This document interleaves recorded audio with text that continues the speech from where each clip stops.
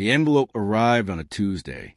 I remember because Tuesdays were when I took out the trash, watered the single plant on my windowsill, and pretended the silence in my apartment didn't bother me. The mailbox had been full of the usual things: grocery store circulars, a gas bill, something about solar panels I'd never install. But there, wedged between the credit card offers, was a cream-colored envelope with my name written in elegant calligraphy.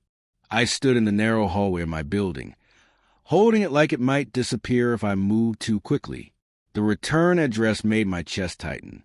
Jason's new address, the one in the neighborhood I'd never been invited to visit. My hand shook as I opened it. Mr. and Mrs. Richard Caldwell request the honor your presence at the marriage of their daughter, Elizabeth and Caldwell, to Jason Michael Torres. My son's name, printed in gold foil on cardstock that probably cost more than my monthly grocery budget. I read it 3 times before I believed it was real. There was no handwritten note. No! Hope you can make it, Mom, or would love to see you there, Dad. Just a formal invitation, impersonal and distant, like I was a distant cousin or an old co-worker. Like I hadn't changed his diapers or stayed up nights when he had fevered dreams or taught him to ride a bike in the parking lot behind our old apartment building. I carried the invitation upstairs and set on my kitchen table. Then I sat down and stared at it for an hour. The last time I'd heard Jason's voice was 3 years ago. He'd called to tell me he'd gotten engaged, and when I'd asked if I could meet her, he'd gone quiet.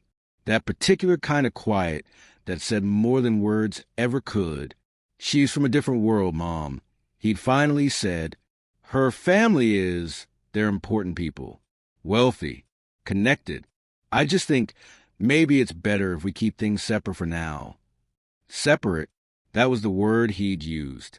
Like I was something that needed to be contained, quarantined, kept away from the new life he was building. I'd said okay. What else could I say? After that, my calls went to voicemail.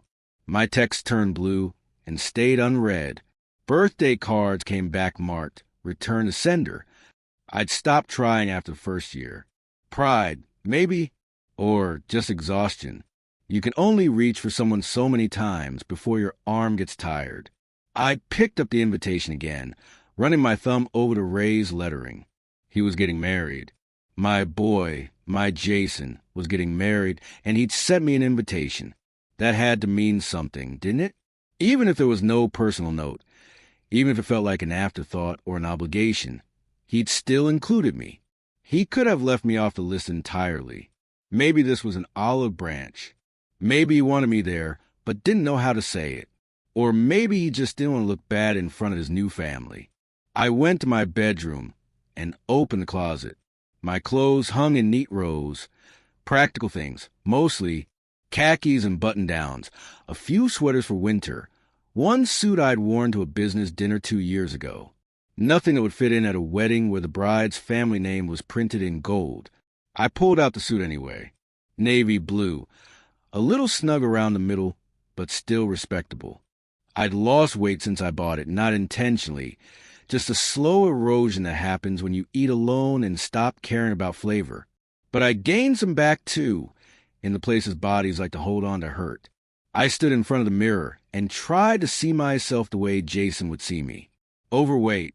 That was the word he'd used once, years ago, during an argument I still couldn't forget. You're overweight, Mom. You don't take care of yourself. Do you know how embarrassing it is when my friends ask about you? I tried to laugh it off at the time, made some joke about loving food too much. But later, alone in my apartment, I'd stood in front of the same mirror and cried. Now I just looked tired, older than my 58 years. Gray, creeping through hair.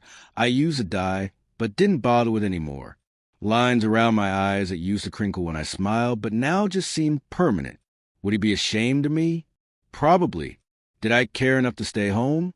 I looked at the invitation one more time, propped against the lamp on my nightstand. No, I didn't. I would go. Not because I thought he wanted me there. Not even because I thought it would repair anything between us. I would go because he was still my son, and I'd spent 3 years wondering if he was happy, if he was healthy. If he ever thought about me the way I thought about him every single day, I would go because love doesn't stop just because it's not returned. I hung the suit on the back of my door and went to bed early that night, though I didn't sleep much. I kept thinking about what I'd say when I saw him, whether I'd hug him or shake his hand, whether he'd introduce me to his bride or pretend not to notice me in the crowd. The next morning, I RSVP'd. One guest. No +1. 2 weeks later, I stood in front of that mirror again, dressed in my navy suit and sensible shoes, and whispered to my reflection, maybe this time he'll see me. But deep down, I already knew he wouldn't. The estate looked like something out of a magazine I'd never buy. I pulled into the circular driveway behind a line of Mercedes and BMWs. My 12-year-old sedan looking like a rust bucket by comparison. Valets in crisp white shirts gestured toward a parking area, and I followed their directions, feeling sweat prickle along my collar despite the air conditioning. The venue was called Hawthorne Manor, and it lived up to the name. Stone columns flanked the entrance, ivy crawling up the walls like nature had been hired as decoration. Crystal chandeliers were visible through the tall windows, and I could hear string music drifting from somewhere inside. Live musicians, not a playlist. I sat in my car for 5 minutes after I parked, watching other guests arrive. The women wore dresses that probably cost more than my rent. Silk and satin in jewel tones, statement jewelry that caught the afternoon light, designer heels that clicked authoritatively on the stone walkway. The men were in tailored suits, slim fit and modern, with expensive watches glinting on their wrists. I looked down at my own outfit. The suit was clean and pressed, but it was off the rack from 6 years ago, and the shoes were practical orthopedic things I bought because my feet hurt after long days. I'd tried to dress up, but next to these people, I looked like someone's frugal uncle who'd wandered in by mistake. I almost turned the car back on, but then I thought about the invitation sitting on my kitchen table, and I made myself open the door. The walk to the entrance felt like a mile. A few guests glanced at me, quick, assessing looks, before their gazes slid away. Not rude, exactly, just dismissive, like I was part of the staff, maybe, or someone's elderly relative who needed accommodation. Inside, the venue was even more overwhelming. The foyer opened into a grand ballroom with vaulted ceilings and floor-to-ceiling windows overlooking manicured gardens. Round tables were draped in ivory linen, centerpieces exploding with white roses and gold accents. A bar stretched along one wall, staffed by bartenders in bow ties, and waiters circulated with trays of champagne and hors d'oeuvres that looked too beautiful to eat. I took a glass of champagne I didn't want and drifted toward the edges of the room. People clustered in groups, laughing and talking in that effortless way wealthy people do, like they've known each other forever or at least vacation in the same places. I caught fragmented conversation as I passed. Stock options, summer homes in the Hamptons, someone's son getting into Yale, a yacht party in the Mediterranean. No one looked at me. No one spoke to me. I was invisible here, and maybe that was for the best. I scanned the crowd for Jason, my heart hammering against my ribs. I hadn't seen him in 3 years. Would he look different? Would I recognize him in the sea of expensive suits and perfect teeth? And then I saw him. He was standing near the center of the room, surrounded by a small crowd. He'd grown his hair out a little, styled it in that casually messy way that probably required product and effort. His suit was charcoal gray, perfectly tailored, and he wore it like he'd been born in it. He looked confident, polished, like he belonged here. He was laughing at something someone said, his head thrown back, and for a moment I forgot all the hurt and just felt proud. That was my son, my Jason.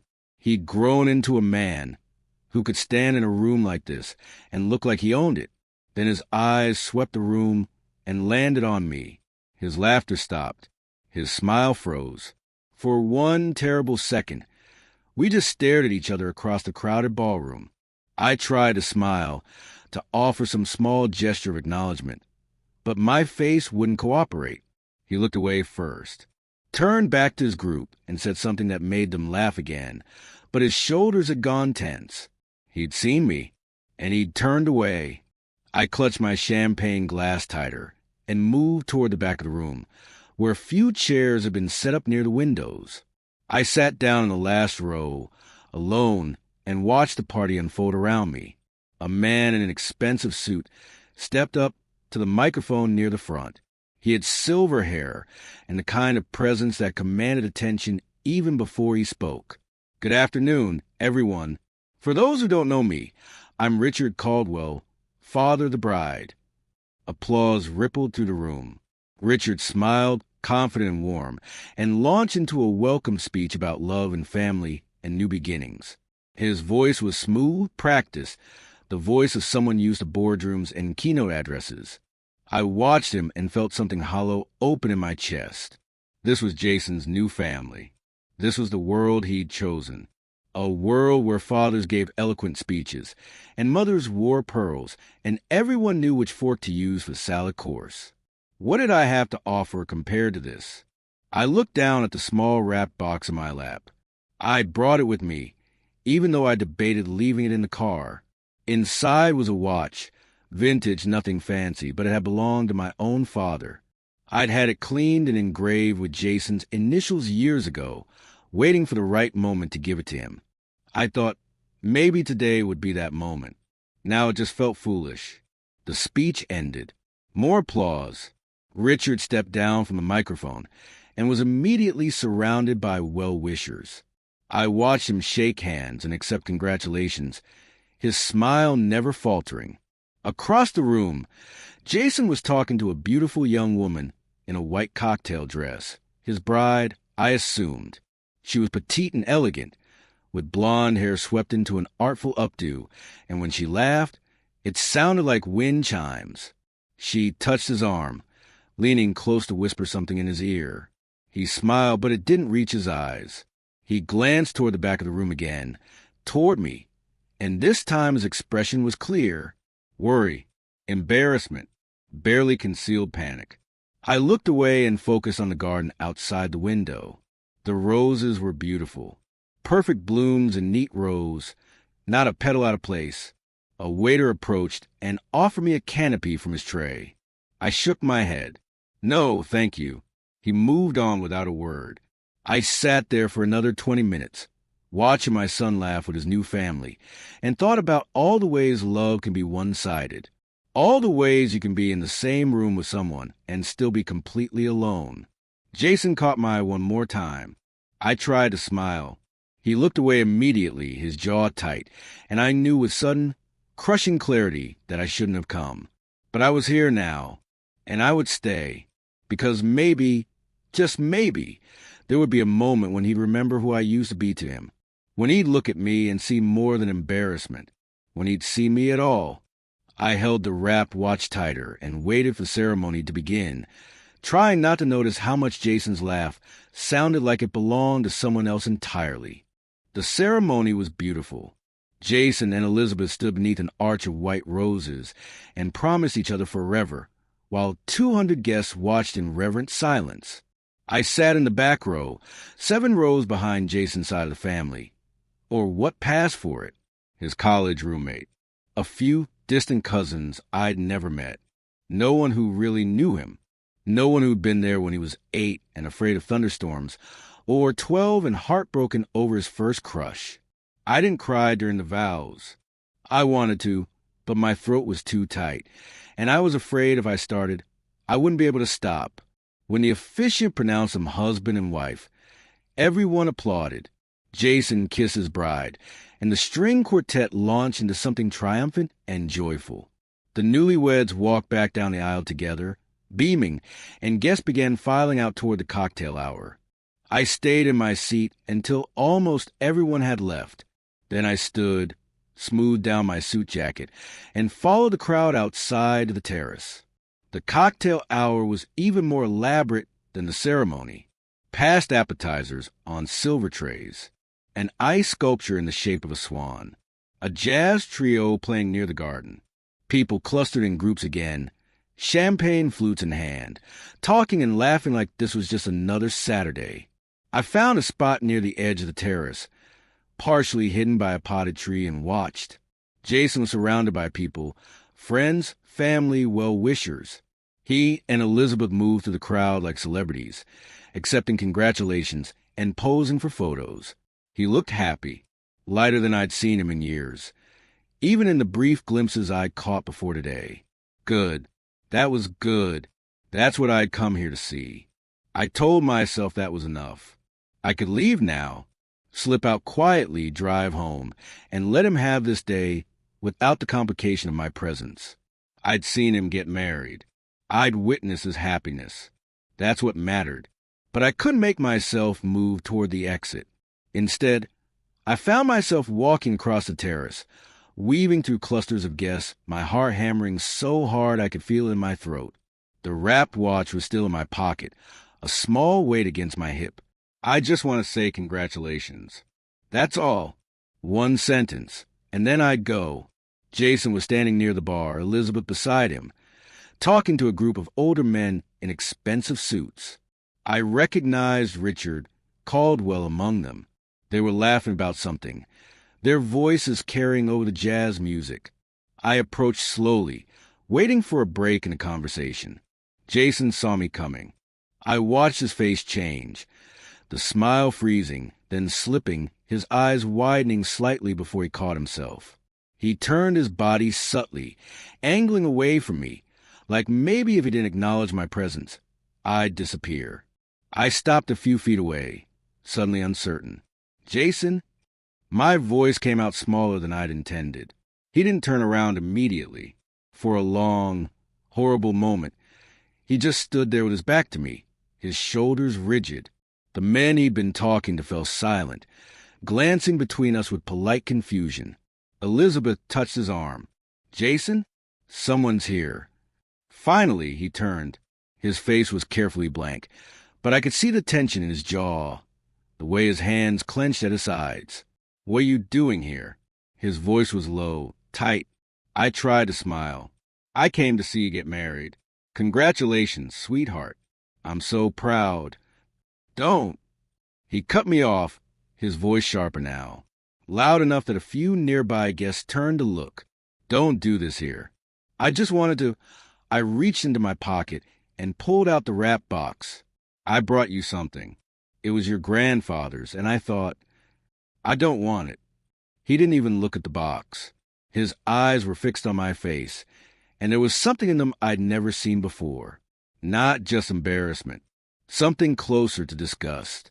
Elizabeth was watching us now, her perfectly made-up face creased with concern. Jason, maybe we should. No. He took a step back, like I was contagious. This is exactly why I didn't want you here. The words hit like a slap. Jason, look at you. His voice was rising now, drawing more attention. People were starting to stare openly. Just look at yourself. You show up here dressed like you're going to job interview at a thrift store, and you expect me to what? Introduce you around? Pretend like you belong here? My hand, still holding the gift, started to shake. I'm your mother, I said quietly. You're embarrassing me. He was almost shouting now. His face had gone red, his composure completely shattered. You've always embarrassed me. The way you look, the way you live, like you've just given up on everything. Do you know how hard I've worked to build a life here? To be taken seriously by these people? Jason, please. Elizabeth tried again, her voice strained. But he wasn't listening to her. He wasn't listening to anything except whatever voice in his head was telling him to burn this bridge as publicly as possible. You look like a fat pig at a party you don't belong at.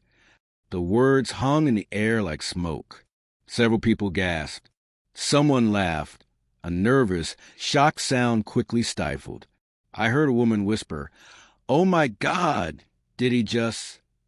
I stood there frozen, the gift still extended in my trembling hand. Jason's chest was heaving, his face twisted in an expression I didn't recognize. Elizabeth had gone pale, her hand still on his arm but her grip loose, uncertain. I couldn't speak, couldn't move, couldn't do anything except stand there and feel every eye on the terrace turned toward me. A fat pig. My son had just called me a fat pig in front of 200 people. The jazz trio had stopped playing. The silence was suffocating. I lower my hand slowly, pulling the gift back against my chest. I try to find words, any words, but my throat had closed up entirely. Jason, Elizabeth's voice was barely a whisper. Stop. Just stop. He didn't look at her. He was staring at me with something that looked like panic now, like he'd surprised even himself with the viciousness of what he'd said, but couldn't figure out how to walk it back. I took a step backward, then another. No one moved to stop me. No one said anything. They just watched. I turned carefully, like any sudden movement might shatter me completely, and started walking toward the exit.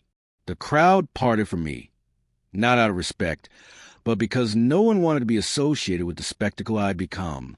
Behind me, I heard Elizabeth's voice, sharp and furious. "What is wrong with you?" And Jason's response, defensive and desperate. "You don't understand." But I was already walking away, past the ice sculpture and the silver trays and the people in their beautiful clothes, and I couldn't hear the rest. I made it to the parking lot before my vision blurred. I fumbled with my car keys, my hands shaking so badly I dropped them twice. Finally got the door open and collapsed into the driver's seat. I didn't cry. Not yet. I just sat there, staring at the steering wheel, the wrapped watch still clutched in my hand. A fat pig.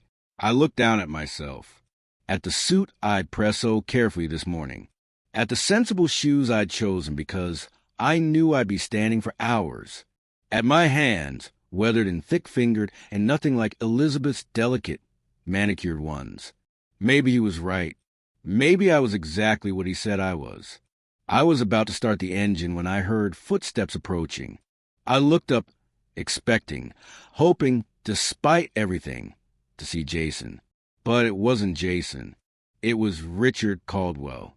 He was walking toward my car with purpose, his expression unreadable. He stopped a few feet away, studying me through the windshield, and for a moment we just looked at each other. Then his face changed. The polite neutrality crumbled, replaced by something that looked like shock. His eyes widened. His mouth opened slightly. He took a step closer, staring at me like he'd seen a ghost. "Excuse me," he called out, his voice uncertain. "I'm sorry to bother you, but have we met before?" I didn't understand the question. Didn't understand why he was looking at me like that. I rolled down the window, my voice hoarse. "I don't think so. I'm Jason's parent." Richard's face went completely white. He stared at me for another long moment, his hand gripping the car door like he needed the support. Then, very carefully, he said, "May I ask your name?" I told him. His eyes closed briefly, and when they opened again, there was something in them I couldn't name.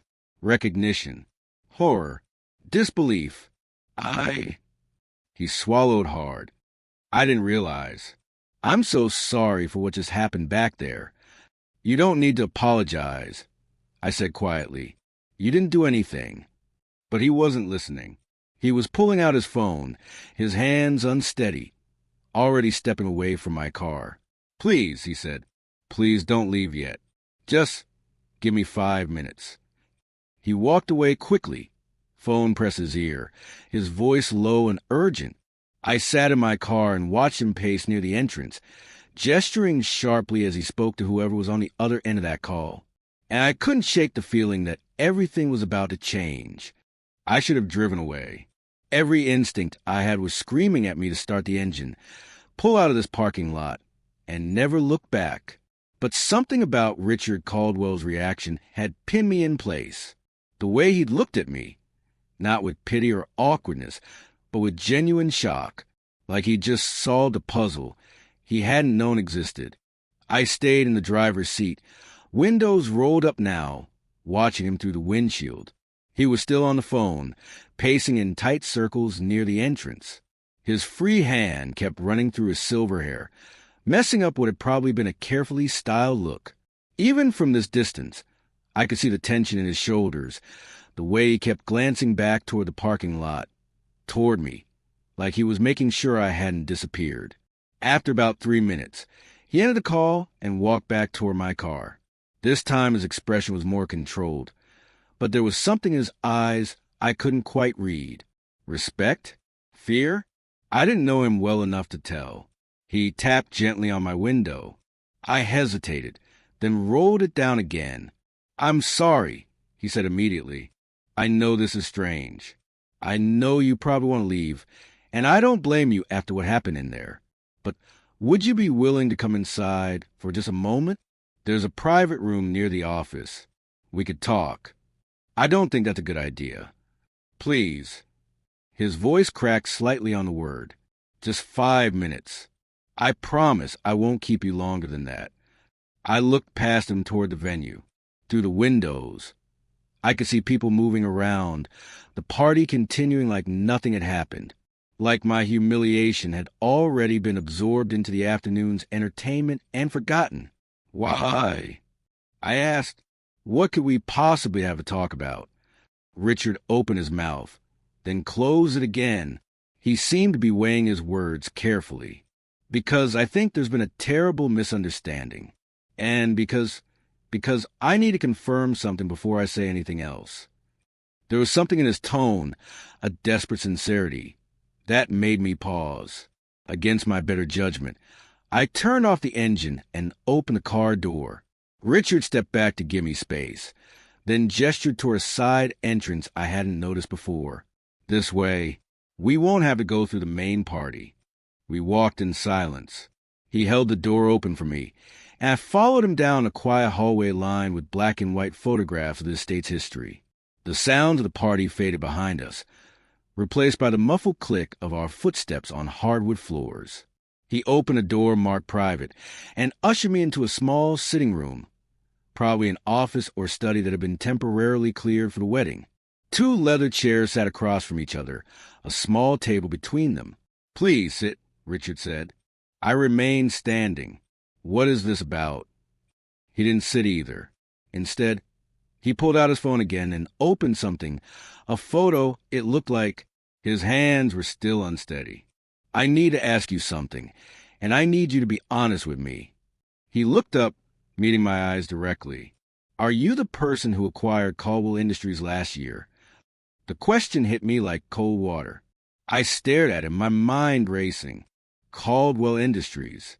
I'd acquired it through one of my investment firms, a shell company with layers of legal protection specifically designed to keep my identity private. The acquisition had been clean, professional, handled entirely through intermediaries and lawyers. I'd never met Richard Caldwell in person, never had any direct contact with him or his board. How did he know? "I don't know what you're talking about," I said carefully. Richard's jaw tightened.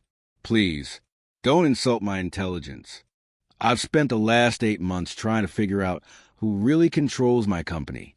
The ownership documents list a firm out of the Cayman Islands, but that's just a front. I've had investigators digging for months, and the trail kept going cold." He turned his phone toward me. On the screen was a photograph from a business summit 2 years ago, one of the few public events I'd attended.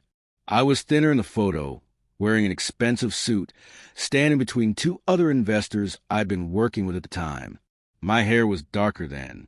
I looked different, but it was unmistakably me. "One of my advisors found this photo tonight." Richard continued. "We've been running facial recognition on industry databases, looking for any matches to the names on our acquisition papers. And then I saw you walk across the terrace, and I thought—" He laughed, a sharp, disbelieving sound. I thought I was losing my mind. "But you're the same person in this photo, aren't you?" I didn't answer immediately. My mind was calculating. How much did he know? What had his investigators found? And more importantly, what would happen if I confirmed it? Even if that were true, I said slowly, "Why would it matter to you?" "Because you own 72% of my company." His voice was shaking now. "Because you have the power to fire me, dissolve the board, sell off assets, destroy everything I built over 30 years. And because my son-in-law just publicly humiliated you in front of everyone at this wedding." The pieces clicked into place. I looked at Richard Caldwell. this confident, polished man who'd given such an eloquent speech an hour ago, and saw someone who was absolutely terrified. "You think I'm going to retaliate," I said quietly. "I think you'd have every right to." He sat down heavily in one of the chairs, his phone dangling from his hand. "What Jason said to you, there's no excuse for that. None. If I'd known who you were, you would have treated me differently," I interrupted. "That's exactly the problem, isn't it?" Richard looked up at me, surprised. I finally sat down across from him, suddenly exhausted. "I didn't come here as a business owner, Mr. Caldwell. I came here as a parent. I came here because my son invited me to his wedding, and I wanted to see him happy. That's all. Does Jason know?" Richard's voice was barely a whisper. "Does he know who you are? What you own?" "No." "Why not?" I looked down at my hands, still clutching that damned rap watch. "Because I wanted to see who he'd become without that knowledge. I wanted to see if he'd—" I trailed off, not sure how to finish the sentence. "Love me for who I am, not what I can give him. Respect me without the leverage of wealth. See me as a person instead of an embarrassment. I wanted to see if he'd be kind to me," I said finally, and now I have my answer. Richard was quiet for a long moment. When he spoke again, his voice was rough. "I'm so sorry. If I'd known, if anyone had known, this never would have happened. That's the point, though, isn't it?" I met his eyes. Everyone should be treated with basic dignity, regardless of who they are or what they own. Jason didn't call me a fat pig because he thought I was powerless. He called me that because he genuinely believes I'm worthless. And that's something I can't fix with money. Richard winced. "What are you going to do?" "About what?" "About everything. The company. Jason, the humiliation. You have every right to—" "To what?" I leaned back in the chair, suddenly feeling every one of my 58 years. "Fire you? Ruin your family? Destroy my son's new life out of spite? I wouldn't blame you." "No," I said quietly. "No, you're just afraid of me." He didn't deny it. I stood up, ready to leave this room, and this conversation, and this entire nightmare of a day. "I'm not going to do anything to your company, Mr. Caldwell. I'm not going to punish you or your daughter for what Jason said. That's not why I bought Caldwell Industries in the first place." "Then why did you—" "Because it was a good investment. Because your company makes quality products and treats its workers fairly, and I believe in supporting that kind of business. It had nothing to do with my son. I didn't even know he was engaged to your daughter until I got the invitation." Richard stood too, looking slightly less terrified but no less confused. "So you're just going to leave? Pretend this never happened?" "I'm going to go home," I corrected, "and I'm going to figure out how to live with the fact that my son hates me enough to humiliate me in front of 200 people. I walked toward the door, then paused with my hand on the handle. "Can I ask you something?" "Of course." "Are you going to tell him?" "About who I am?" Richard's face went through several expressions: uncertainty, guilt, something that might have been moral struggle. "Do you want me to?" I thought about it. Thought about Jason finding out and coming back to apologize, not because he was sorry, but because he was scared. Thought about him pretending to love me because now I was useful. "Not yet," I said finally. "Let him enjoy his wedding. Let him have today. And after that, he'll figure out on his own. He always does." I opened the door and stepped into the hallway. Richard followed me out, looking like he wanted to say something else, but couldn't find the words. We walked back toward the side exit in silence. Before I reached the door, he spoke one more time. "For what it's worth," he said quietly, "you deserve better today. From all of us." I looked back at him. This man whose empire I controlled, whose daughter had just married my son, whose whole life could change with one decision for me. "Yes," I agreed. "I did." Then I walked out to my car, drove out of that perfect estate with its perfect gardens and perfect people, and went home to my small apartment where no one would see me cry. I didn't sleep that night. I sat in my living room with all the lights off, staring at nothing, replaying the afternoon on an endless loop. Jason's face when he saw me, the way his voice had risen, that word, pig, still echoing in my head like it had been carved there. Around 3 in the morning, I finally gave up on sleep and made coffee. The wrapped watch was still on my kitchen counter, where I'd left it. I picked it up, feeling the weight of it, and thought about all the years I'd been saving for the right moment, the right occasion, the moment when Jason would understand what it meant. Not the object itself, but the gesture, the passing down of something precious, a symbol of continuity and love. I'd been such a fool. I set the watch down and turned on my laptop instead. Might as well work if I wasn't going to sleep. My email was full of the usual things: investment reports, board meeting minutes, requests for decisions on various acquisitions. I'd built my wealth slowly over 3 decades, starting with nothing but a business degree and a willingness to work 100-hour weeks. Real estate first, then tech startups, then a diversified portfolio that included everything from manufacturing to hospitality. I'd been careful, private. I used shell companies and intermediaries for almost everything, maintained a modest lifestyle, and avoided the spotlight entirely. Most people who knew my name in business circles had never seen my face. That's how I'd wanted it. But now, sitting in my dark apartment, I wondered if all that privacy had been a mistake. If Jason had known, if I'd told him years ago, before the distance grew too wide, would things have been different? Would he have stayed close not because he loved me, but because I was useful? No, I'd made the right choice keeping it private. At least now I knew the truth. My phone buzzed around noon the next day. I'd finally dozed off on the couch around dawn, and the sound jolted me awake. I grabbed it, half hoping and half dreading that it would be Jason. It wasn't. Unknown number.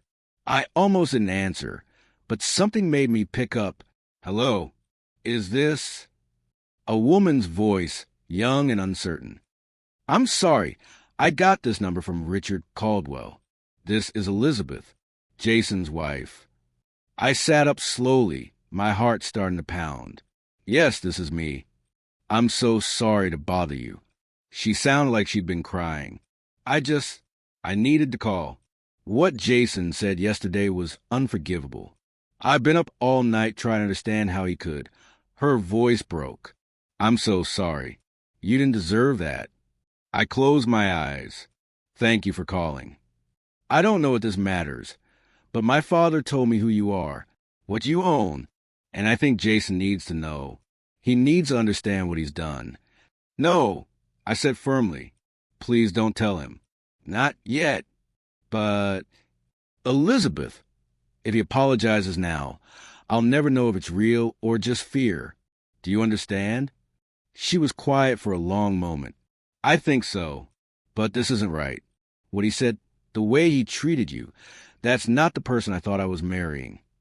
Maybe it is, I said softly. Maybe that's exactly who he is, and you're just seeing it for the first time. After we hung up, I sat with that thought for a while. Then I got dressed and went for a walk, trying to clear my head. The call started that evening. First it was Richard again, asking if I'd reconsider telling Jason. Then one of his business partners, someone whose name I recognized from board meetings, calling to express concern about the situation. By the third call, I realized what was happening. Word was spreading, quietly, carefully, through Richard's inner circle. The story was too good not to share. The mysterious billionaire who'd been humiliated at a wedding, who turned out to be the groom's estranged parent and the owner of the bride's family company. I turned my phone off and tried to pretend it didn't bother me. But 2 days later, my lawyer called my landline. We have a situation, he said without preamble. Richard Caldwell's people have been making inquiries. They want to know your intentions regarding the company. There are rumors circulating that you might sell or restructure in response to what happened. I'm not going to do anything, I said, exhausted. I believe you, but the market doesn't. Caldwell's stock dropped 3% this morning on speculation alone. If this keeps spreading, then stop it from spreading. It might be too late for that. He paused. There's something else. I got a call from Jason Torres. Your son. He's been trying to reach you. My chest tightened. What did he say? He didn't say much to me. Just asked if I knew how to contact you. He sounded agitated. After I hung up, I turned my phone back on. 12 missed calls. 7 voicemails. All from Jason's number. I didn't listen to them. Not yet. I wasn't ready. But that evening, there was a knock at my door. I looked through the peephole and felt my stomach drop. Jason was standing in my hallway. He looked terrible. His hair was uncombed, his shirt wrinkled, and there were dark circles under his eyes like he hadn't slept any better than I had. He was pacing in small circles, running his hands through his hair, muttering something I couldn't hear. I stood there frozen, my hand on the doorknob, debating whether to open it. He knocked again, harder this time. Mom? Dad? I know you're in there. Please. I need to talk to you. Mom. Dad. He hadn't called me that in years. I opened the door. He looked up, and the relief on his face was almost painful to see. Then it crumbled into something else, shame, maybe, or desperation. He opened his mouth, closed it, opened it again. Is it true? He finally managed. I didn't pretend not to understand. How did you find out? Elizabeth's father told her. She told me last night. But I didn't believe it. I couldn't. He was talking fast now, his words tumbling over each other. I've been making calls all day. Your lawyer wouldn't confirm anything, but I found that photo online, the one from the business summit, and I showed it to people who know about these things, and they said, he stopped breathing hard. Is it true? I stepped back, letting him into my apartment. He walked in slowly, looking around like he'd never seen the place before. Maybe he hadn't. I couldn't remember the last time he'd been here. Yes, I said quietly. It's true. Jason's legs seemed to give out. He sat down heavily on my couch, his head in his hands. Oh my God! Oh my God!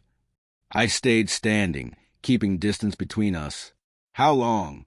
His voice was muffled. How long have you been like this? I've been building wealth for 30 years, Jason. It didn't happen overnight. But you live here. He gestured around at my modest apartment, his face confused and almost angry. You act like you have nothing. Why? Because I don't need more than this. Because material things don't make me happy. Because I want to live quietly and privately without people treating me differently because of what I own. He looked up at me, and there was something desperate in his eyes. The company. Caldwell Industries. You really own it. 72%. And you knew? When you came to the wedding, you knew Richard was Elizabeth's father. No, I didn't make the connection until I saw him there. I don't involve myself in the day-to-day operations of most of my acquisitions. I didn't know your fiancé's family name was Caldwell until I got the invitation.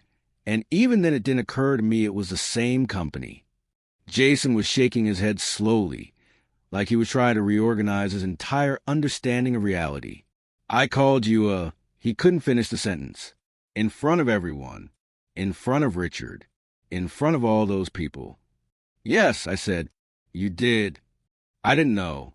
You have to understand, I didn't know who you were. You knew exactly who I was, Jason. I'm your parent. That should have been enough. He flinched like I'd hit him. I was embarrassed. You don't understand what it's like trying to fit in with those people. They judge everything. Your clothes, your car, your family. I've worked so hard to build a reputation with them. And then you showed up looking. He stopped himself, but the damage was already done. Looking like what? I asked quietly. Like a fat pig? He stood up abruptly, his face flushed. I didn't mean it. I was just scared and stupid, and I said something terrible. But you can't destroy everything because of that. Richard says the stock is dropping. People are panicking. My whole life is. Stop. I held up a hand. Is that why you're here? Because you're afraid I'm going to ruin you financially? No, I'm here because I feel terrible about what I said. Do you? I searched his face, looking for genuine remorse and finding mostly fear. Or do you feel terrible about who you said it to? He opened his mouth to protest, then closed it again. The silence stretched between us. I want you to leave, I said finally. What? No, we need to talk about this. We need to figure out. Figure out what, Jason? How to make this go away. How to convince me not to punish you. There's nothing to figure out. You said what you said. You showed me exactly how you feel about me. And now you know who I am and you're terrified. That's the whole story. That's not fair. His voice cracked. You lied to me. You let me think you were. What? Poor? Pathetic? Someone you could be ashamed of? No, He ran his hands through his hair again, frustrated. I need time to process this. I need to understand why you never told me. I never told you because I wanted you to love me for who I am, not what I have. And congratulations, Jason. You've shown me exactly what that love is worth. I walked to the door and opened it. Go home to your wife. Enjoy your honeymoon. I'm not going to do anything to Richard's company or your precious reputation, but I need you to leave now. He stood there for a moment, looking lost. Mom, go. He walked to the door slowly, then paused in the doorway. I'm sorry. I really am sorry. I know you are. You're sorry you got caught. You're sorry there are consequences. But I don't think you're sorry for what you actually said. Not really. He left without another word. I closed the door and locked it, then sank down the floor with my back against it, finally letting myself cry, because he'd called me Mom. And for just a second, I'd wanted to forgive him. But I knew better now. I knew the difference between remorse and fear. And I knew that some words, once spoken, can never be taken back. 3 days passed before I heard from Jason again. In that time, I'd gotten 17 more calls from various business associates, all carefully probing to understand my intentions. I'd release a statement through my lawyer assuring the market that Caldwell Industries was stable and there would be no changes in leadership or strategy. The stock recovered. I'd also gotten a handwritten letter from Elizabeth, apologizing again and asking if there was anything she could do. I didn't respond. What could I say? Your husband humiliated me, but it's fine because now everyone knows I'm rich. There was no graceful way to navigate this, but I did unwrap the watch. I sat at my kitchen table and opened the box, looking at the engraved initials, JMT, and the inscription on the back. Time reveals all truths. My father had given me that watch when I graduated college. I'd had it restored and engraved for Jason when he turned 18, but the timing had never felt right to give it to him. Then he'd gone to college and pulled away, and the moment passed. Maybe it had been meant for this moment instead. I was still holding the watch when my phone rang. Jason again. This time I answered. Hello. It's me. His voice was hoarse, like he'd been crying or yelling or both. Can we talk? Please. I need to explain something. I'm listening. Not over phone. Can I come over? Or we could meet somewhere neutral, if that's better. Coffee shop, park, anywhere. I almost said no, but there was something in his voice, not the panic from his last visit, but something quieter and more broken, that made me hesitate. My apartment, I said finally. 1 hour. Thank you. Thank you so much. I'll be there. He showed up exactly 1 hour later, and this time he wasn't alone. Elizabeth was with him. She stood slightly behind him in the hallway, her hands clasped in front of her, looking nervous. She was dressed simply, jeans and sweater, no makeup, her hair pulled back in a ponytail. She looked younger like this, vulnerable. I hope it's okay that I brought Elizabeth, Jason said quickly. She wanted to come. She wanted to apologize in person. I stepped aside to let them both in. They sat on my couch together, close but not touching. Jason's leg was bouncing nervously. Elizabeth kept her hands folded in her lap, her posture perfect despite the obvious tension. I sat in the chair across from them and waited. Jason spoke first. I've been talking to a therapist. Emergency sessions, basically. Trying to understand why I said what I said. He looked down at his hands. And I realized it wasn't really about you. It was about me. I didn't respond. I'd heard this kind of deflection before. No, I mean, he struggled to find the words. My whole life, I felt like I wasn't enough. Like I had to prove myself constantly. When you and I were close, when I was younger, I didn't care about any of that. But then I got to college and saw how other people lived, the opportunities they had, the connections their parents could give them. And I started feeling ashamed. Ashamed of what? Of being ordinary. Of having an ordinary parent who worked hard but didn't have the right last name or the right connections. And I know that's terrible. I know it makes me sound like a horrible person, but it's the truth. Elizabeth spoke up quietly. Jason told me he'd been estranged from his parent. He said it was mutual, that you both agreed it was better to have distance. He never told me he was embarrassed of you. Jason winced. I lied to her. I've been lying to everyone, including myself. I pretended I'd moved on and built this new life, but really I was just hiding from you, from my past, from everything that reminded me of who I used to be. And then I showed up at your wedding, I said quietly, and ruined the illusion. Yes, his voice cracked, and I panicked. I saw you standing there, and all I could think was that everyone would judge me. They'd see you and think less of me. So I tried to distance myself, to make it clear you weren't really part of my life anymore, by calling me a fat pig. He flinched. I don't have an excuse for that. There is no excuse. I said something cruel and unforgivable because I was selfish and scared and stupid. And finding out who you really are doesn't change what I did. It just makes it worse. Elizabeth leaned forward slightly. I want you to know that I've been furious with him. We've barely spoken since the wedding. My parents are appalled. And I told Jason that if he couldn't take real accountability, not just apologize because he's scared of consequences, then I wasn't sure I could stay married to him. Jason nodded miserably. She's right. She should leave me. You should destroy me. I deserve all of it. I sat back in my chair, studying them both. Jason looked genuinely wretched, red-eyed, defeated, stripped of all the polish and confidence I'd seen at the wedding. Elizabeth looked determined and principled, like she was holding him to some standard he'd failed to meet. What do you want from me? I asked finally. Jason's voice broke. I want to know if there's any chance you could forgive me. Not now, maybe, but eventually. I want to know if I completely destroyed any possibility of having you in my life. Why would you want me in your life? According to you, I'm an embarrassment. No. He shook his head firmly. No, that's not true.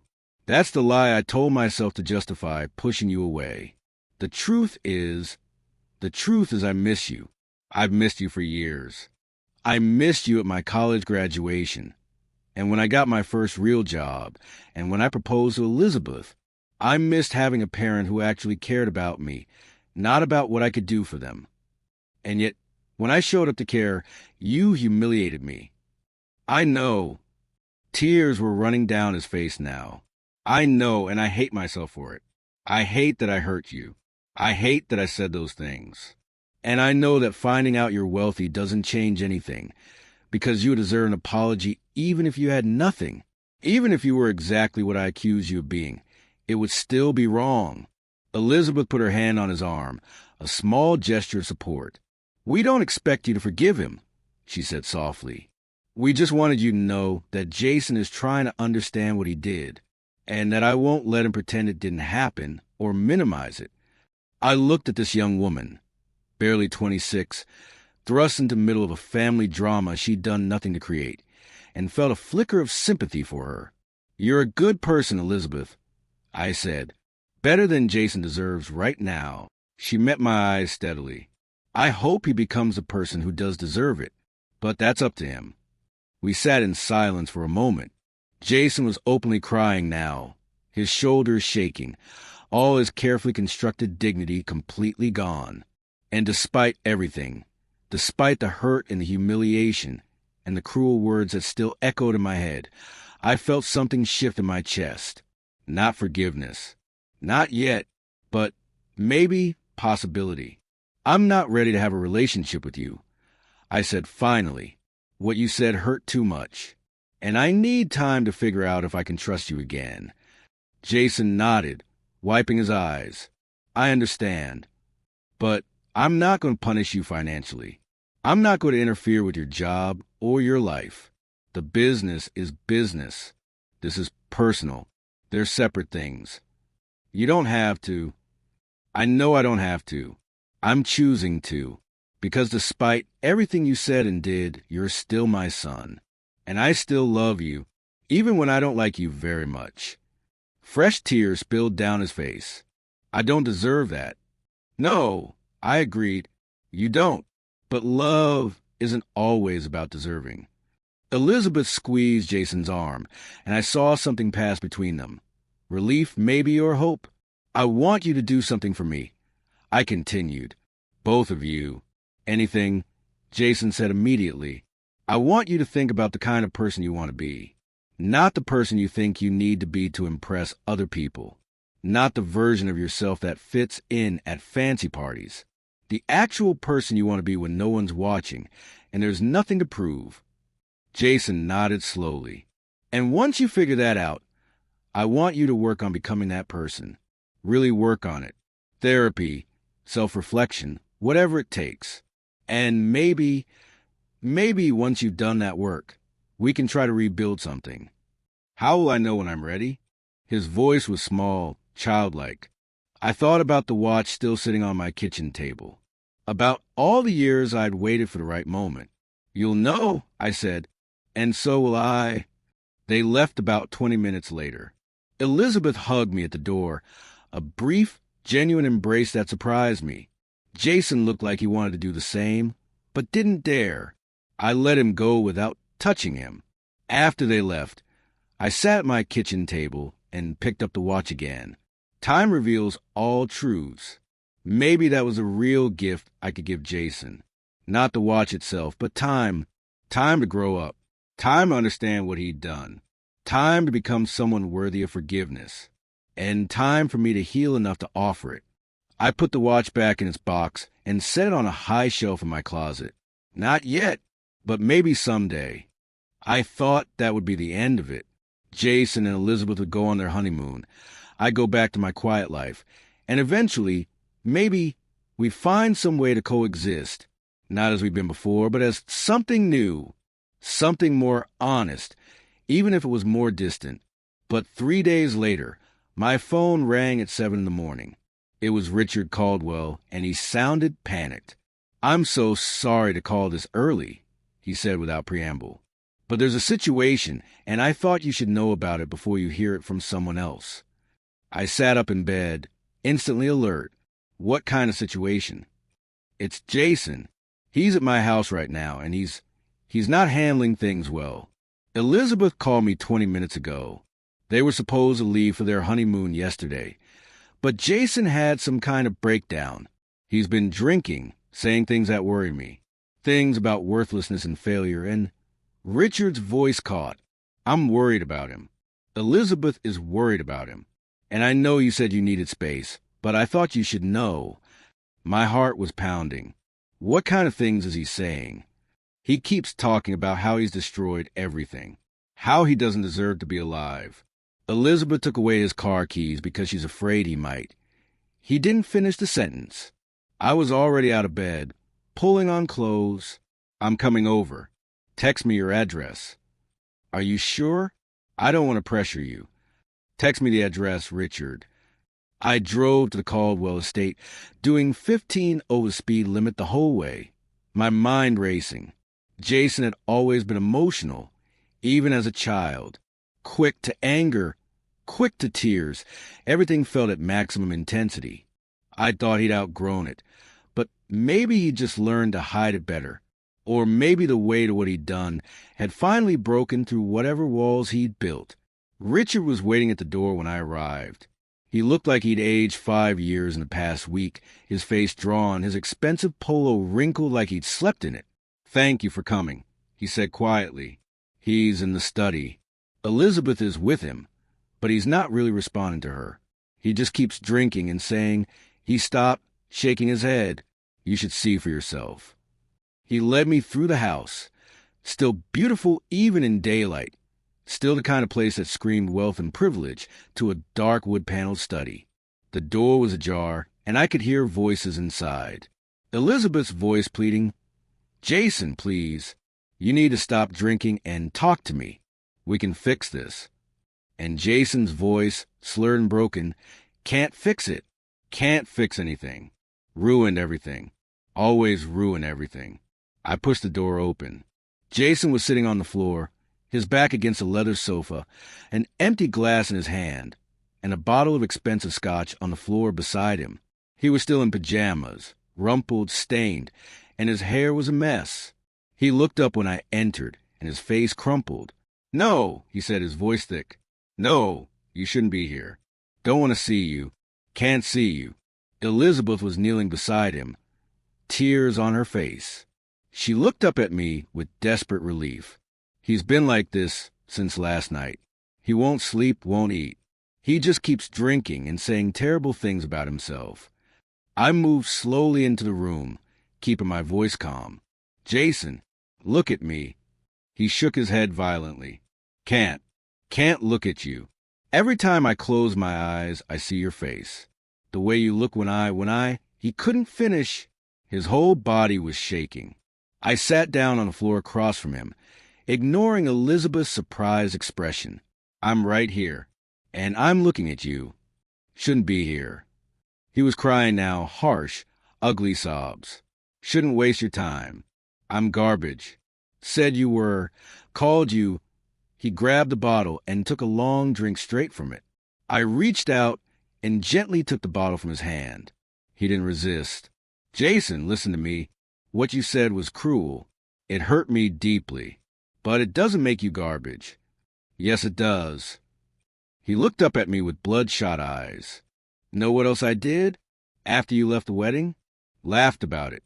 Told people you were always dramatic. Made jokes. Protected myself instead of..." His voice broke. "What kind of person does that?" Elizabeth made a small, hurt sound. "You said what?" "Didn't tell you that part, did I?" Jason's laugh was bitter, self-loathing. "Couldn't even own what I did. Had to make you the villain. Had to make everyone think you were overreacting. Because God forbid Jason Torres looks bad in front of the right people." I felt something cold settle in my stomach. I'd suspected, but hearing it confirmed was different. And then Jason continued, his words tumbling out faster now. "Then Dad told Elizabeth who you really were, and she told me, and I realized..." He pressed his hands against his face. "I realized I just humiliated the one person who actually loved me, the person who never asked me for anything except to let them be proud of me. And I called him I said..." "Stop," I said firmly. "Jason, you need to stop." "Why?" He looked at me with something like desperation. "So I can feel better? So I can pretend I'm not exactly what I showed everyone I am? I'm a terrible person. I care more about what strangers think than what you think. More about money and status than family. I'm everything I always said I didn't want to be." Elizabeth was crying silently now, her hand over her mouth. "You're human," I said quietly. "You made a mistake. A big, hurtful mistake. But that doesn't define your entire existence." "Yes, it does." He was shouting now. "That's exactly what it does. When the moment came to choose between loving you and protecting my image, I chose wrong. I chose wrong, and I can't take it back, and I have to live with that forever, knowing that when it mattered most, I was exactly the kind of person who would do that to someone they love." The room was silent, except for his ragged breathing. I looked at him, this broken, self-destructive mess of man, and saw the 8-year-old boy who used to crawl into my bed during thunderstorms. The teenager who cried on my shoulder when his first girlfriend broke up with him.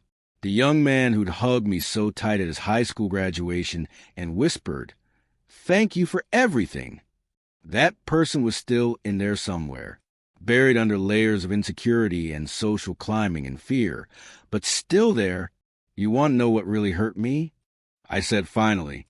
It wasn't the words themselves. Words are just words. What hurt was a realization that you'd rather have approval from strangers than love from me, that you built your whole identity around impressing people who don't actually care about you. Jason was staring at me now, tears streaming down his face. But here's what I figured out in the past few days. I continued. You did that because you didn't think you were enough. Just yourself, just Jason, without the right clothes or the right connections or the right family. You thought you had to earn your place in the world. And that's something I failed to teach you. No. Yes. Somewhere along the way, I failed to make you understand that you had inherent worth, that you didn't need to prove anything to anyone. And maybe if I'd done a better job of that, you wouldn't have felt like you had to hide me to be accepted. Elizabeth spoke up, her voice shaky. That's not your fault. Jason made his own choices. We all made choices. I said, I chose to keep my wealth private, which meant Jason grew up thinking we struggled. He chose to be ashamed of that instead of proud of how hard I worked. And then he chose to protect his image instead of his integrity. I leaned forward, making Jason meet my eyes. But you know what else I've realized? People aren't the worst thing they've ever done. They're the sum of all their choices, including the ones they make after they mess up. And right now, you're sitting here hating yourself so much you can't function. That tells me something. Tells you I'm weak, Jason muttered. Tells me you have a conscience. Tells me you actually care about right and wrong. Even when it's uncomfortable. Tells me there's still hope for you. He stared at me, something like desperate hope flickering in his expression. But Jason, you need to hear this. Hating yourself doesn't fix anything. Drinking yourself sick doesn't erase what happened. The only thing that matters now is what you do next. Do you use this as an excuse to give up? Or do you use it as a reason to become better? I don't know how, he whispered. I don't know how to be better. You start by getting sober. Then you apologize to Elizabeth for putting her through this. Then you actually do the work, the therapy, the self-reflection, all of it. And you do it not because you're afraid of losing things, but because you want to be someone you can respect when you look in the mirror. Richard appeared in the doorway with a glass of water. He handed it to Elizabeth, who immediately offered it to Jason. Jason took it with shaking hands and drank. I'm so sorry, he said to Elizabeth, for all of this, for who I've been, for... I know, she said softly, but sorry isn't enough anymore. You need to show me. You need to show both of us that you can change. He nodded, setting down the empty glass. I stood up slowly, my knees protesting. I'm going to go now. But Jason, he looked up at me. I want you to have something. I reached into my pocket and pulled out a small box, the watch, which I grabbed on impulse before leaving my apartment. This was supposed to be your wedding gift, your grandfather's watch. I've been saving it for you for years. I opened the box and showed him the engraving. His fingers traced the initials shakily. Time reveals all truths. I read from the back. Your grandfather gave this to me with that inscription, and now I'm giving it to you, not as a reward, as a reminder. Of what? That truth always comes out eventually. That time shows us who we really are, and that every moment is a chance to choose differently than the moment before. I set the box in his lap and walked toward the door. Elizabeth stood to walk me out, but I shook my head. Stay with him, I said quietly. He needs you more than I do right now. In the hallway, Richard was waiting. Is he going to be okay? I think so, I said. Eventually, but he has a lot of work to do. Thank you for coming. I know this wasn't easy for you. Nothing about this has been easy. I looked back toward the study, but he's still my son. And no matter what he said or did, that doesn't change. I drove home slowly, exhausted in every possible way. And when I got there, I sat at my kitchen table and cried, not because I was sad, but because I'd finally understood something important. Forgiveness wasn't a single decision. It was a series of small choices, made over and over again every time the hurt came back. And I was tired of hurting. Maybe it was time to start choosing differently. 2 months passed before I saw Jason again. In that time, I got occasional updates from Elizabeth, brief texts letting me know he was in therapy, that he'd stopped drinking, that he was trying to work through his issues. I responded with simple acknowledgments, nothing more. I wasn't ready for more. I'd also gotten a letter from Jason himself. 3 pages, handwritten, arriving about 3 weeks after his breakdown. I'd stared at the envelope for 2 days before opening it. The letter was brutally honest. He wrote about his therapy sessions, about the things he was learning about himself, about how his self-worth had been tied up in external validation for so long that he'd forgotten who he was underneath, about how ashamed he was of the person he'd become. He didn't ask for forgiveness. He just explained and apologized over and over in different ways, like he was trying to find the right combination of words that would somehow make it better. There wasn't one, but I appreciated the effort. I didn't write back. Not yet, but I kept the letter. The call came on a Tuesday, the same day of the week I received his wedding invitation, which felt like both a coincidence and something more. It was Elizabeth. "I'm sorry to bother you," she said, "but Jason wanted me to ask if you'd be willing to meet with him. Just the 2 of you. He has something he wants to say, and he wants to say it in person." I was silent for a long moment. "Please," Elizabeth added quietly. "I know it's asking a lot, but I think it might be good for both of you. Does he know you're calling me?" "Yes. He asked me to. He said he was too afraid you'd say no if he called himself. Smart kid. I probably would have." "Where?" I asked finally. "Wherever you're comfortable. Your apartment, a park, a coffee shop, anywhere you want." "The park near my apartment. 2:00 Saturday. If he's late, I'm leaving." "He'll be there. Thank you." Saturday arrived gray and cold, the kind of November day that makes you wonder if winter came early. I got to the park 15 minutes early and sat on a bench overlooking a small pond where ducks paddled in circles, oblivious to the cold. Jason arrived at exactly 2:00. He looked different, thinner, but in a healthy way, like he'd been exercising instead of just not eating. His hair was cut shorter, his clothes simple and clean, but the biggest difference was in his face. The arrogance was gone. The carefully constructed confidence had been stripped away. What was left looked raw and uncertain, but somehow more real. He sat down on the bench beside me, leaving a respectful distance between us. "Thank you for coming," he said quietly. I nodded but didn't speak. I'd let him lead this conversation.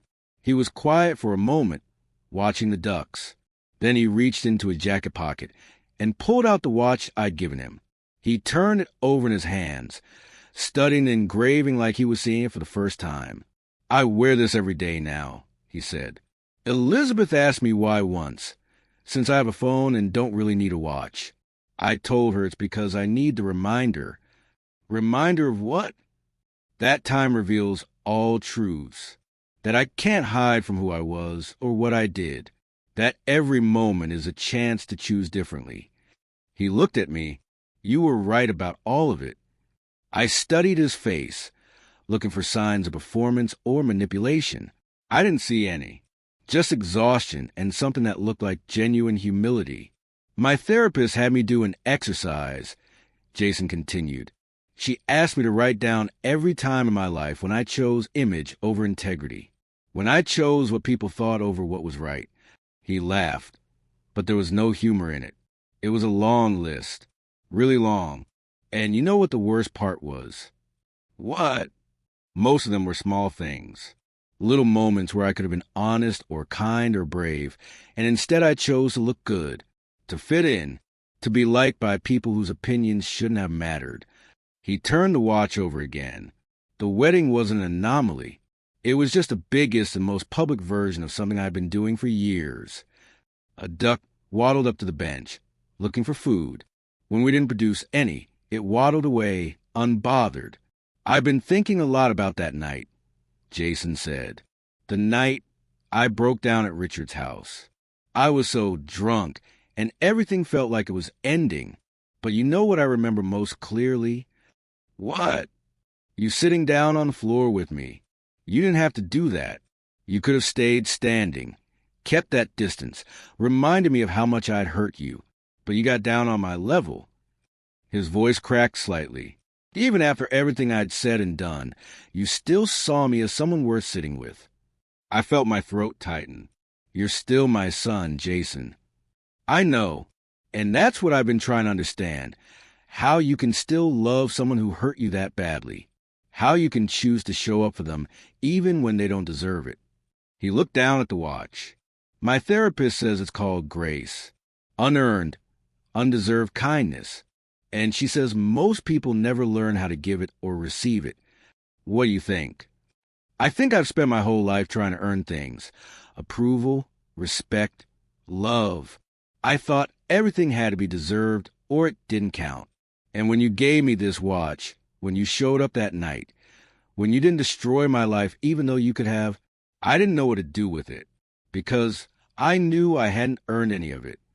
He was crying now, but quietly, like he'd done so much crying the past 2 months that his body had learned to do it without drama. "I'm not asking you to forgive me," he said. "I'm not asking for anything, really. I just wanted you to know that I'm trying. I'm trying to become someone who wouldn't do what I did. Someone who could accept grace without immediately trying to earn it or justify it. Someone who could love you the way you've always loved me, without conditions." I sat with that for a long moment, watching the gray sky reflected in the pond surface. "Do you remember when you were 8? I asked finally. He looked at me, surprised by the change of subject. "Sort of. You got in trouble at school for cheating on a test. You copied answers from the kid next to you, and the teacher caught you. You were devastated, not because you got caught, but because you disappointed me. You cried for hours."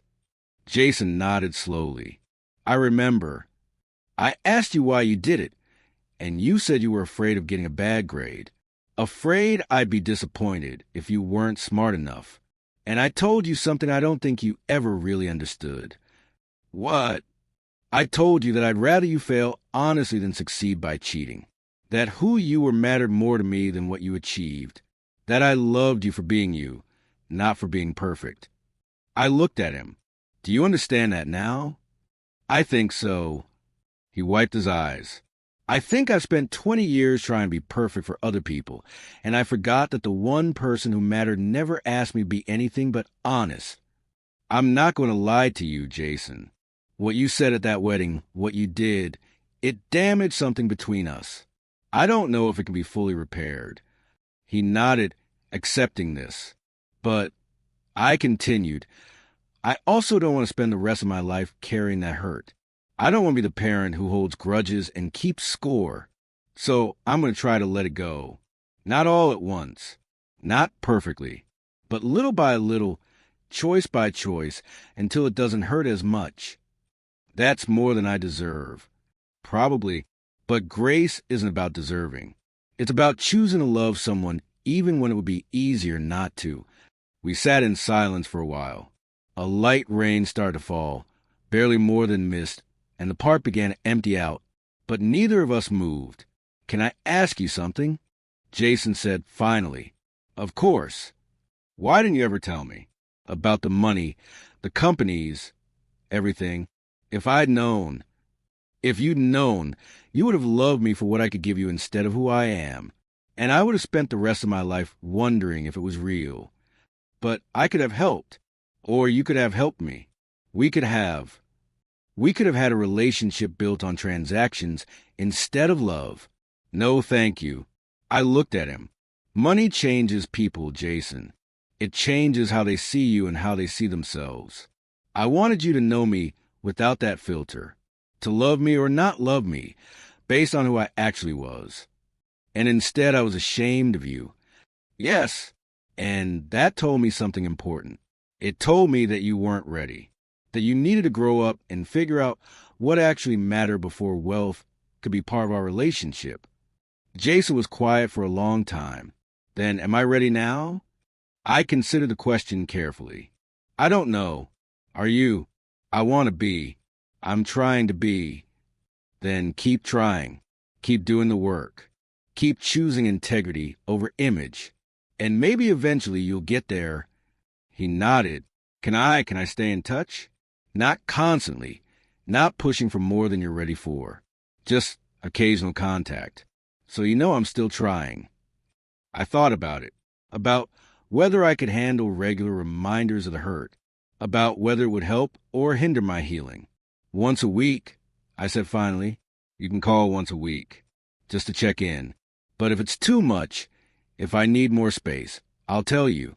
And you have to respect that. I will. I promise. The rain was falling harder now. Jason stood up, offered me his hand to help me up from the bench. I took it, the first time we'd touched in months, and let him pull me to my feet. We walked toward the parking lot together, not quite side by side, but not quite separate either. I'm proud of you, I said as we reached my car, for doing the hard work, for being willing to look at yourself honestly. That takes courage. His eyes filled with tears again. Thank you. That means everything. I got in my car and rolled down the window. Jason? Yeah. I do love you, even when it's hard, even when I don't like you very much. I love you. I love you too. His voice broke. I'm so sorry I ever made you doubt that. I drove away slowly, watching in the rearview mirror. He stood in the parking lot in the rain, the watch on his wrist, catching what little light filtered to the clouds. And for the first time in months, I felt something like hope. Not certainty, not complete healing, but hope. Hope that maybe we could build something new from the ruins of what we'd been. Something more honest. Something stronger because it had been broken and repaired instead of just existing unchallenged. Time reveals all truths. And maybe it also reveals all possibilities. When I got home, I made tea and sat at my kitchen table, looking out at the rain. My phone buzzed with a text from Elizabeth. Thank you for meeting with him. He really needed this. I typed back. He's doing good work. Keep supporting him. Her response came a moment later. I will. And thank you for not giving up on him. I set the phone down and wrapped my hands around my tea mug, feeling the warmth seep into my palms. I hadn't given up on him. Despite everything, I couldn't. Because that's what love was, wasn't it? Not the easy, uncomplicated kind that exists when everything is perfect, but the hard, complicated kind that chooses to keep showing up even when it hurts. The kind that says, I see who you are, both the good and the terrible, and I'm choosing to believe you can become better. The kind that offers grace even when it's not earned. I thought about all the years I'd spent building wealth in secret, keeping myself small and private, avoiding the spotlight. I'd done it to protect myself, to maintain some sense of normalcy. But I'd also done it because I believed that real wealth wasn't measured in money or possessions. Real wealth was measured in the relationships you built, the people who loved you when you had nothing to offer them, the connections that survived hardship and hurt and came out stronger on the other side. Jason and I weren't there yet. We might never be, but we were trying, and maybe that was enough. The rain continued to fall outside my window, washing the city clean. I finished my tea and went to my closet, pulling down a box of old photographs I hadn't looked at in years. There was Jason at 3, covered in mud from head to toe, laughing with absolute joy. Jason at 10, serious and focused as he built a model airplane at the kitchen table. Jason at 16, awkward and gangly, wearing a tuxedo for his first formal dance. And there, near the bottom of the box, a photo of the two of us from his college graduation. My arm around his shoulders, both of us smiling at the camera. He was taller than me by then, confident and bright-eyed, ready to take on the world. That was the last photo we'd taken together. I looked at it for a long time, remembering what it felt like to be that proud, that hopeful about our future, remembering when things were simpler. But maybe they'd never been as simple as I'd thought. Maybe the seeds of what happened at the wedding had been there all along. And every time I noticed him pulling away, every conversation that felt strained, every holiday he found an excuse to miss, I'd just chosen to ignore them, to hope they'd resolve themselves. Now we had a choice to make. We could let the hurt define us, let it create an unbridgeable distance, or we could acknowledge it, carry it, and keep moving forward anyway. I put the photos back in the box and returned it to the closet. Then I sat down at my desk and pulled out a piece of paper. I started writing, not to Jason, but to myself, a list of all the things I wanted to remember as we moved forward, all the boundaries I needed to keep, all the ways I needed to protect myself while still leaving room for hope. It wasn't forgiveness. Not yet, not completely, but it was a beginning, and sometimes that's all you need. Outside, the rain slowed to a gentle drizzle. The sky began to brighten at the edges, hints of sunset breaking through the clouds. I finished my list and folded it carefully, tucking it into my wallet where I'd see it every day. A reminder, not of the hurt, but of the choice. The choice to love even when it was hard. The choice to believe in possibility even when certainty was impossible. The choice to offer grace again and again until it became something like healing. My phone rang. Jason's name on the screen. I hesitated for only a moment before answering. Hello? Hi. His voice was soft, tentative. I know it's only been an hour since we talked, and I don't want to push. I wanted to say thank you. For today. For everything. You don't have to keep thanking me, Jason. I know, but I want to. I want you to know that I see what you're doing.